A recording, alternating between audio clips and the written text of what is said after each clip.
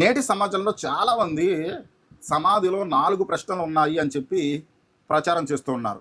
కానీ వాస్తవానికి సమాధిలో ఎప్పుడైతే ఖననం చేయబడుతుందో ఆ యొక్క మనిషి యొక్క దేహము, అప్పుడు ఆ సమాధిలో ఉన్నటువంటి వ్యక్తిని లేపి ఇద్దరు దైవదూతలు మున్కర్ మరియు నకీర్ అనేటటువంటి ఇద్దరు దైవదూతలు 3 ప్రశ్నలు అడుగుతారు.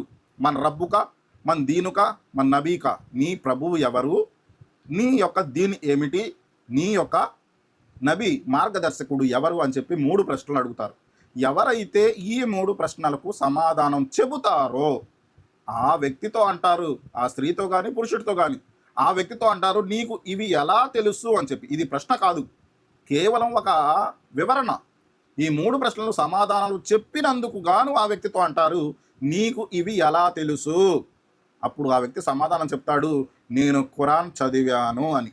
అంటే ఇక్కడ 4వ ప్రశ్న గురించి కాదు మనం చర్చించుకోవాల్సింది. ఆ వ్యక్తి ఆ 3 ప్రశ్నలు సమాధానం చెప్పటానికి గల కారణం ఖురాన్ చదవటం అని చెప్పి తెలుసుకోవాలి. నేను ఖురాన్ చదివాను అని అంటున్నాడు అంటే, మీరు ఎన్ని హదీస్ గ్రంథాలు చదివినా, మీరు ఎంత ఆచరణ చేసినా సరే ఖురాన్ గ్రంథాన్ని చదవకుండా సంపూర్ణ జ్ఞానాన్ని పొందలేరు. మీరు ధర్మజ్ఞానం నేర్చుకున్నాము అని భావిస్తున్నారేమో, వాస్తవానికి ఖురాన్ అనేటటువంటి 6236 వాక్యాలు గల ఖురాన్ని చదివి అర్థం చేసుకోకుండా మీరు జ్ఞానవంతులు కాలేరు, నిజమైన ముస్లింగా కాలేరు అని చెప్పి ఈ యొక్క విషయం ద్వారా మీకు స్పష్టంగా తెలియజెప్తున్నాను.